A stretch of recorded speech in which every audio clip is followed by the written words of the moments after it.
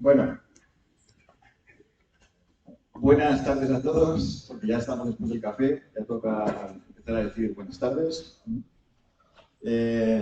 Antes que nada, daros las gracias a todos los que habéis asistido, a todos los que estáis aquí, porque pues, me satisface mucho ver muchas caras y ver la sala casi completamente llena. Eso para cualquier orador pues es un detalle importante. Gracias a la organización, a OACOI, gracias a todos los que me han pedido que venga hoy a explicaros algunas cosillas acerca de la detección de incendios en ambientes hostiles. ¿Vale? Esto que tenéis aquí es un código QR que podéis coger el teléfono móvil ahora mismo y poder, deberíais pillar este código QR porque os va a llevar a una página donde tenemos toda la información necesaria para hacer proyectos de cualquier tipo en ambientes especiales, entre ellos los ambientes hostiles, por supuesto. Pues aquí tendréis reglas de diseño, tendréis referencias, tendréis guías de materiales, tendréis un montón de información que seguro que en algún momento os puede ser de utilidad, ¿vale? Y dicho esto, si alguien no puede hacerlo o tiene algún problema con el teléfono móvil, pues luego al final de mi presentación, si queréis, vuelvo otra vez a esta transparencia y volvéis a coger este código QR, ¿vale? Bueno. Lo primero que voy a contaros un poquito es esta transparencia, que lo que viene a decir es que tenemos, cuando hacemos un sistema de protección, cuando diseñamos un sistema de protección contra incendios, tenemos varios umbrales, varios niveles de detección y de protección del espacio que queremos proteger. El nivel más bajo es el nivel, digamos, que de la legislación. El nivel de la legislación lo único que hace es que te requiere unos mínimos y ya está, ¿vale? Luego tenemos otro nivel, que sería el nivel de la tecnología, y en este nivel el que interviene es el usuario o es el propietario de la instalación. Aquí lo que se pretende no es cubrir unos mínimos legales, aquí lo que se pretende es cubrir la inversión que han hecho los socios de esa empresa, ¿vale? Es totalmente distinto, pero es fundamental. Entonces, para llegar a este nivel de protección, no se puede hacer con los estándares normales, con los estándares obligatorios de la legislación. Hay que apoyarse en la tecnología, ¿vale? Y de eso es de lo que quiero hablaros yo hoy, de la tecnología que nos permite hacer una protección correcta en unos ambientes que van a ser complicados, porque si ya de entrada los estamos llamando hostiles, es que va a ser la cosa complicada. Por supuesto, por encima del nivel de la tecnología ya están las compañías aseguradoras, es decir, si no has podido detectarlo, no has podido protegerlo, pues ya lo único que te queda es pagar el siniestro, ¿vale? Este cuadro nos sirve para centrarnos un poquito en cuáles son las tecnologías que podemos utilizar o qué tipo de fenómenos podemos detectar en un ambiente a la hora de protegerlo, ¿vale? Entonces tenemos los sistemas de aspiración, que es el primero que está ahí. No sé si esto tiene puntero. Sí, sí tiene. Esto es un sistema de detección por aspiración, ¿vale? Los sistemas de aspiración son capaces de cubrir estas tres clases, clase A, clase B y clase C. Y eso significa que en la clase A son capaces de detectar en ambientes muy limpios y muy poca cantidad de humo. En la clase B son capaces de detectar ya en ambientes, digamos que normales, pero de una forma precoz. Y luego en la clase C, pues tenemos la detección estándar. Por eso aquí tenemos un detector puntual. Porque digamos que este sería el eje en el que nos moveríamos en cualquier tipo de instalación estándar, ¿vale? Si no podemos detectar el humo, tendremos que irnos a detectar la temperatura. Aquí he puesto este rollo de tubo de cobre porque una de las tecnologías que nosotros llevamos es detección neumática, pero imaginaros que en lugar de ser un tubo de cobre, pues fuera un rollo de tubo de cable láser o de cable con sensores integrados o lo que fuera, ¿eh? de fusible, plástico fusible. Y si no conseguimos detectar aquí, pues ya nos vamos a fallo de la detección y probablemente a la pérdida total. Bueno, vamos a ver qué es un ambiente hostil y cuál sería un ejemplo claro de ambiente hostil, ¿vale? Como ejemplo de un ambiente hostil, voy a estar siempre hablando de un centro de proceso de residuos urbanos, ¿vale? Porque digamos que tiene muchos riesgos diferentes, tiene mucha suciedad, puede tener humedad, es un ambiente que se construye o se realiza dentro de una nave que es muy grande, y si os fijáis, todos esos detalles que os estoy dando de este ambiente coinciden con muchas otras industrias que por unos motivos o por otros coinciden con esos problemas de detección, con esos problemas de protección, ¿vale? Entonces, ¿qué es lo que tendríamos o cuáles serían los problemas que tendríamos en una instalación de procesamiento de residuos? Bueno, pues en primer lugar tendríamos suciedad, claro. Tendríamos mucho polvo, tendríamos el aire no estaría claro, es posible que tuviéramos vapores de diferentes compuestos, de agua entre ellos. Son espacios grandes y espacios que probablemente estén abiertos porque necesitan mucha ventilación, porque la gente que está trabajando allí dentro tiene que respirar. Esas necesidades. Tenemos variaciones de temperatura debido a que estas naves están expuestas al sol por un lado y al enfriamiento por la noche, todo lo que es la masa de terreno debajo de la nave pues se va a enfriar mucho, entonces va a haber un gradiente térmico normalmente que puede llegar a ser muy grande, es decir, tienes un suelo muy frío y tienes una cubierta muy caliente, entonces ahí tienes un gradiente térmico que puede dificultar la detección. También es posible que tengamos variaciones de la ventilación. Como he dicho, tiene que haber una fuerte ventilación, pero además si esos espacios están abiertos, están poco compartimentados, incluso le falta alguna pared, pues cuando haya viento en la atmósfera, pues ese viento va a soplar dentro de la nave. Va a también dificultar la detección. Es posible que se utilice maquinaria diésel en el interior de la nave, excavadoras, es posible que haya máquinas trituradoras, es posible, bueno, puede haber muchas máquinas distintas, ¿vale? Puede suceder que haya nubes de estratificación debidas a ese gradiente térmico y debido a ese humo. Es posible que haya pájaros, insectos, objetos volantes, es decir, si estamos hablando de una nave de tratamiento de basuras, probablemente haya plásticos que salgan volando con ese viento y puede haber pájaros, puede haber arañas, puede haber que hagan sus nidos, en fin, puede haber muchos problemas en cuanto a la detección.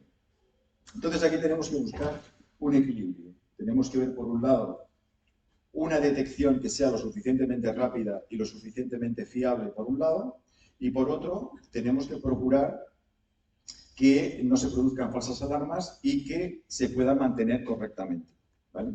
Esos dos ejes, el detectar lo antes posible y el que no se produzcan falsas alarmas y que se pueda mantener correctamente el sistema, pues hace que tengamos que ajustar esa báscula, esa balanza entre esos dos bloques, ¿no? Bueno, vamos a ver que, en definición, o cuáles son las definiciones de un ambiente hostil. O sea, un ambiente hostil, lo primero que podemos observar en un ambiente hostil es que se puede producir un deterioro de los equipos que están instalados para la detección. Bueno, los equipos instalados para la detección y cualquier otro equipo que esté ahí instalado se va a deteriorar o se puede deteriorar, ¿vale? La siguiente cuestión es que el propio ambiente hostil puede disminuir la eficacia de la detección. Es decir, si tenemos un ambiente en el que ya hay una cierta cantidad de humo, pues nosotros podremos detectar el humo procedente de un conato de incendio, pero por encima de ese humo, ¿eh? Ya no vamos a poder tener la sensibilidad necesaria o la sensibilidad que nos gustaría. La siguiente cuestión es que reduzca su credibilidad. Es decir, si tenemos un sistema de detección de incendios que produce muchas falsas alarmas, las personas que trabajan allí, que tienen que ser protegidas, no van a creer en el sistema, ¿eh? Este es el origen de que en muchísimas ocasiones este tipo de instalaciones acaben apagadas, ¿vale?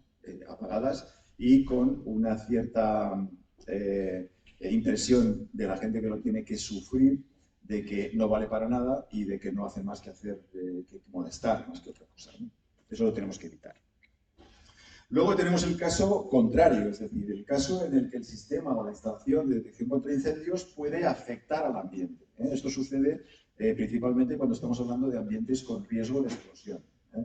Entonces, si tenemos un ambiente que tiene una mezcla de combustibles y de oxígeno que puede hacer que se produzca una deflagración, nuestros sistemas tienen que ser suficientemente fiables, tienen que estar aprobados para no producir esa deflagración. ¿Vale? Estamos hablando de sistemas aprobados para instalación en ambiente explosivo.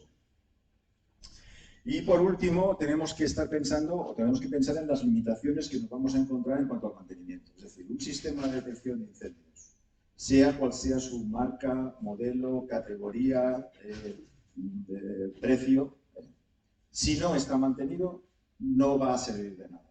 O sea, puede que funcione durante unos meses, unos años, pero si no está mantenido, todos sabéis que este tipo de sistemas requiere un mantenimiento periódico de una forma obligatoria. No obligatoria por la normativa, obligatoria porque si no, no funciona. Bueno, desde el punto de vista de estas instalaciones, como son instalaciones que no son normales, normalmente no suelen estar reguladas. Es decir, los estándares cubren muy bien los edificios públicos, de pública concurrencia, cubren muy bien determinados tipos de edificios que también son más peligrosos porque tienen más personal, tienen más visitantes, tienen más público, entonces es lógico pues, que se regulen más. Pero este tipo de instalaciones, por sus particularidades, por lo complicados que son, por las interferencias que puede tener la propia actividad de ese local y por motivos de su forma, de la forma de detectar que se pueda, de los medios que se pueden utilizar allí para detectar, normalmente no suelen estar incluidos en las normativas. Caso aparte es el de la NFPA, que casi tiene para todo, ¿no? Pero en Europa hay muchos de estos sistemas, de estos ambientes, que no tienen unos estándares claros para poderlos proteger convenientemente. Entonces, ahí lo que podemos hacer es irnos al apartado B del artículo 1 del CIEA, del Reglamento de instalaciones para industria, en el que hay estas dos líneas que están ahí apuntadas en amarillo, que lo que te vienen a decir es que se pueden hacer instalaciones, se pueden, digamos que, aprobar, siempre que demuestres que son efectivas y que serían equivalentes a una instalación que no, o sea, que estuviera regulada correctamente. Entonces, para poder basarnos nosotros en cuando hacemos un diseño, podernos basar en algo para poder decir que tenemos la certeza o tenemos la intención o la idea de que eso va a proteger correctamente ese ambiente, tenemos que basarnos en documentos que en este caso pues estamos hablando de la NFPA, estamos hablando de la FIA o del técnico o del código técnico, el código práctico técnico de Tecnifuego AESC para sistemas de aspiración, o nos estamos refiriendo a las guías de los propios fabricantes. Sabéis que los fabricantes en cualquier normativa son una pieza clave y en muchos cajones desastre de la normativa siempre se hace referencia a que en caso de dudas se hable con el fabricante y que sea el fabricante el que te diga cómo tienes que hacer la instalación en ese caso concreto, ¿vale? En nuestro caso, y aquí debo meter la cuñita de publicidad de mi empresa que me obligan a ello, nos referimos a las guías de diseño que tenemos dispuestas, ¿vale? Para casi todos los fabricantes que se dedican a sistemas generales suelen tener una guía de diseño para ambientes hostiles, ¿vale? Nosotros tenemos una guía de diseño para cada uno de los diferentes ambientes hostiles que hay en el mercado, ¿vale? Es totalmente distinto. Es decir, tenemos una guía para frigoríficos, una guía para tratamiento de basuras, una guía para ganadería, ¿vale?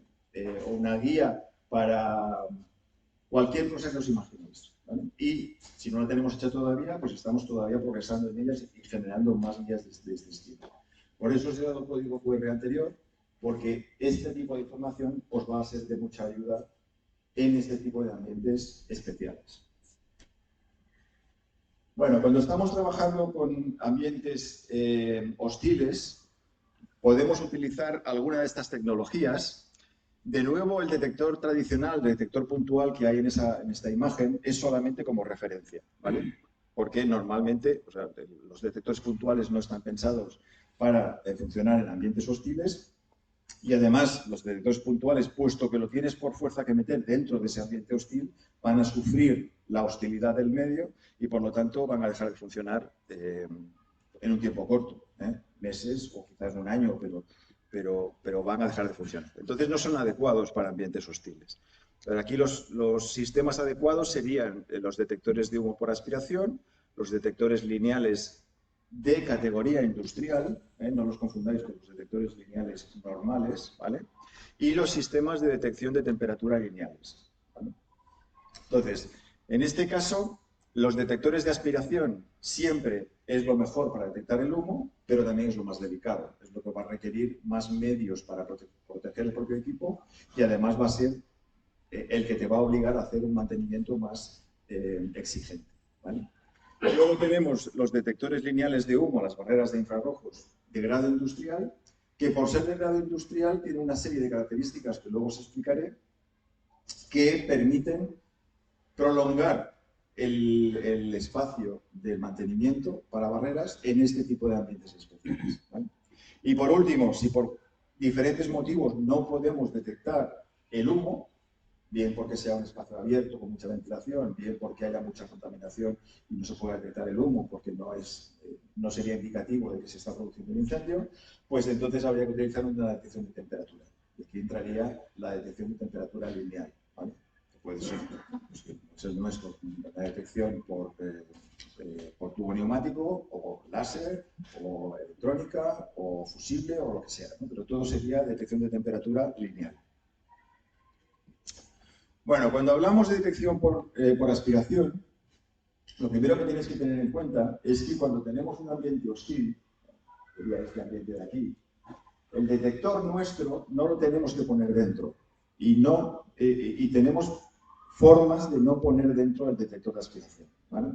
Entonces, en este caso lo que nosotros hacemos sería coger las muestras de aire, transportarlas, acondicionarlas. Acondicionarlas es un concepto, el acondicionamiento es un concepto que lo que hace es que le quita a las muestras de aire la hostilidad que puedan traer. Es decir, si el aire está demasiado frío, pues lo templa. Si está demasiado caliente, pues lo enfría. Si tiene mucho polvo, pues lo filtra. Si tiene mucha humedad, pues la decantan, ¿vale? Entonces, ese es el concepto de acondicionamiento de la muestra. Es decir, las muestras de aire pierden su capacidad de afectar al equipo de detección porque han pasado por un acondicionamiento, ¿vale?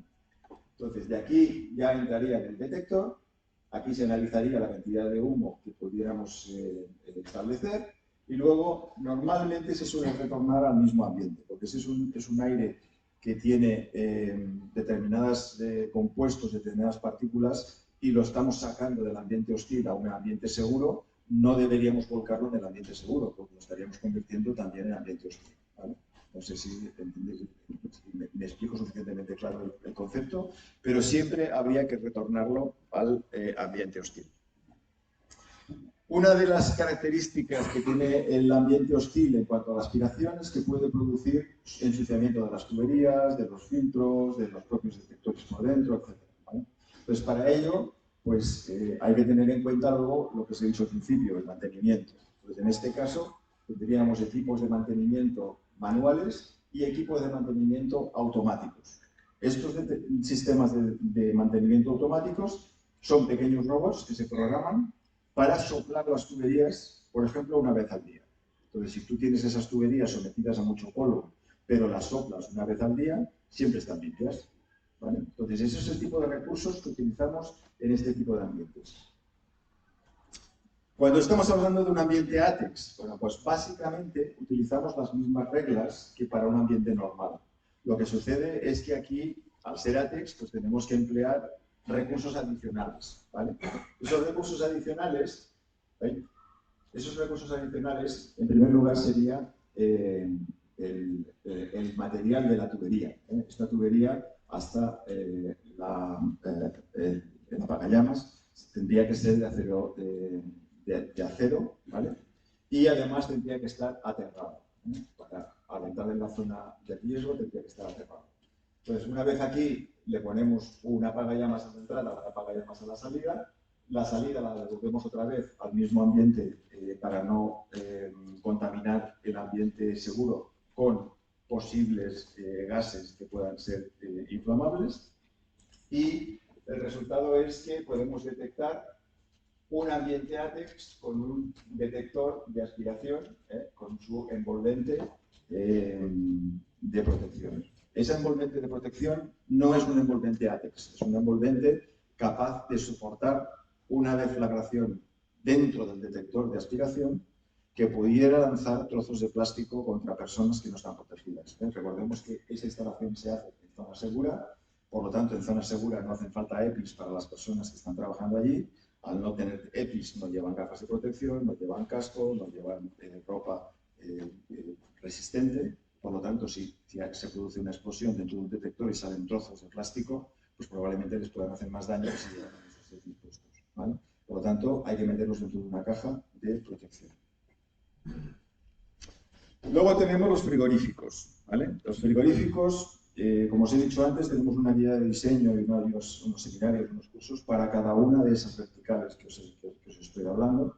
En este caso, a pesar de que Adolfo ha sido tan amable de mencionarme varias veces como especialista en frigoríficos, no he venido preparado para ello. Pero si tenéis cualquier duda o cualquier comentario que queráis hacer acerca de la instalación dentro de frigoríficos, pues estoy abierto a que lo hagáis cuando terminemos la presentación con toda libertad, ¿vale? Básicamente lo que hacemos en una instalación de aspiración dentro de un frigorífico es proteger el detector contra el frío o bien utilizar un detector que sea capaz de ser instalado en el interior del frigorífico, ¿vale? Ahora con la tecnología que tenemos de detección por luz LED, ya se puede poner el detector de aspiración dentro de la cámara frigorífica, cosa que antes no se podía, ¿vale? Entonces, mientras la cámara no supere los menos 30 grados, pues se puede instalar el detector dentro y entonces se convertiría prácticamente en una instalación normal, la misma que se haría en una nave, ¿vale? No es lo normal es poner el detector fuera, como vemos en este caso, ¿vale? Si ponemos el detector fuera, tenemos que ponerle una carcasa hermética para impedir que la humedad que va a haber fuera no se condense en los circuitos electrónicos del detector. Porque, claro, si es un detector que va a estar pasando aire frío por su interior, se va a convertir en un pequeño frigorífico, ¿vale?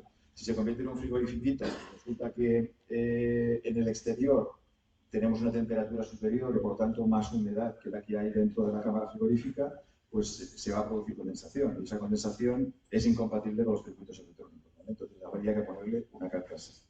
La segunda cuestión que tenemos que tener en cuenta es que si ponemos el detector fuera, tendremos que poner la tubería por fuera y hay que poner una trampa de condensación.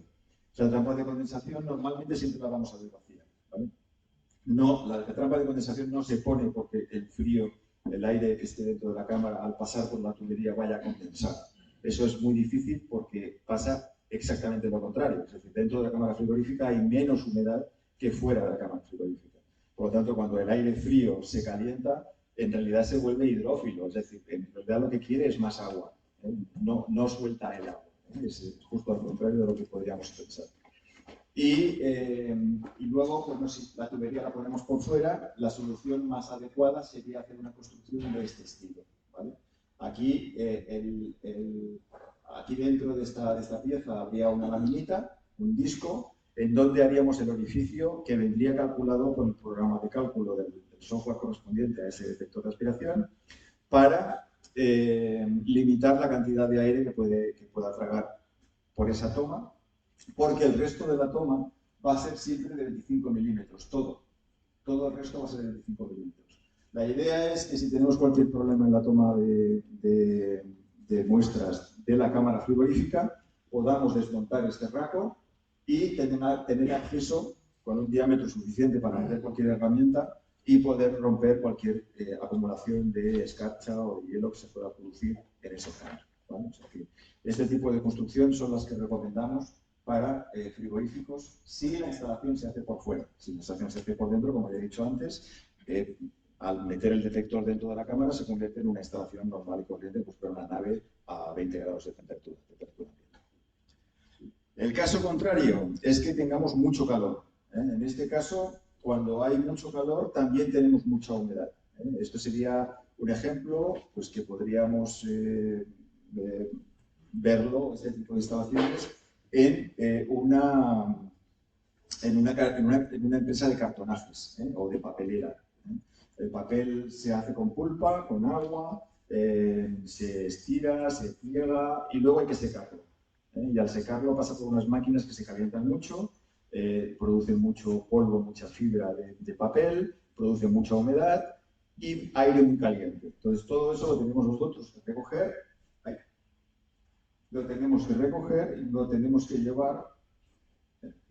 llevar hasta el detector. Entonces, por en medio lo que ponemos es una especie de serpentín, de radiador, llamarle como queráis, ¿vale?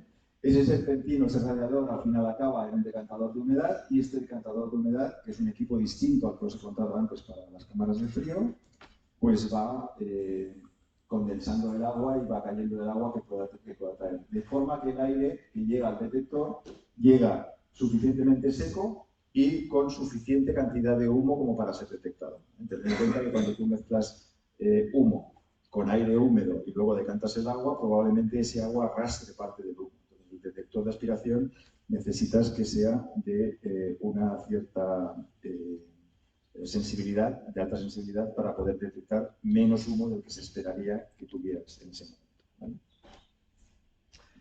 Y por último llegamos al ambiente corrosivo. Cuando ya hablamos de ambientes corrosivos se refiere a ambientes que llevan productos o vapores o polvo que puede ser degradante directamente para los materiales con los que está construido el detector, ¿vale? Estoy hablando, por ejemplo, de cloro, estoy hablando de disolventes con base de petróleo, estoy hablando de esta famosa producto que se utiliza en los quirófanos, que es la fosfatina, ¿vale? Todos estos productos son muy agresivos. Pues estos productos, al ser tan agresivos, requieren que se haga un estudio, ¿vale? Requieren que se haga un estudio y este, digamos, que sería el procedimiento del estudio para poder valorar si podemos hacer esa instalación o no, ¿vale? Eso es importante. Entonces hacemos unas probetas con diferentes materiales, unos hilos con diferentes materiales, los metemos en el primer receptor y en el último. Por el medio metemos unos materiales que normalmente suelen venir de un colaborador nuestro que se llama Purafil, que son capaces de absorber ese tipo de corrosivos. Y si resulta que este de aquí se corroe mucho y este de aquí se corroe poco, pues entonces significará que hemos acertado con el compuesto de filtrado, ¿vale? Luego no quería dejar de hablaros de las barreras de infrarrojos industriales. Estas barreras son IP66 y además disponen de varios accesorios que permiten protegerlas contra una acumulación de suciedad muy alta, ¿vale? Esto que veis aquí es un detector de una barrera de infrarrojos de las nuestras que ha sido instalada durante un año en un ambiente de celulosa, de fabricación de celulosa. Se ha llenado, como podéis ver, de mucha cantidad de suciedad, pero la lente sigue estando totalmente despejada y limpia, ¿vale? Eso es debido a que el anillo que le hemos puesto delante produce una burbuja de aire limpio constantemente e impide que las partículas puedan llegar a depositarse en la lente, ¿vale? Esto solo es un ejemplo del tipo de equipamientos que podemos tener. Además, estas barreras son capaces de detectar el humo y la temperatura del aire. Y por lo tanto, pues, son más fiables y más adecuadas a este tipo de ambientes. Las tenemos también ATEX y, por último, la detección lineal, pero a la detección lineal no le voy a dar no voy a hablar mucho de ello porque hay muchos sistemas de detección lineal y todos son válidos para ella. Sigue con esto. En estas transparencias tenéis una serie de pruebas recomendadas para cada uno de los equipos, pero no voy a hablar de ellas porque solamente hay que leerse esas tablas. Y con esto pues doy por finalizada mi presentación.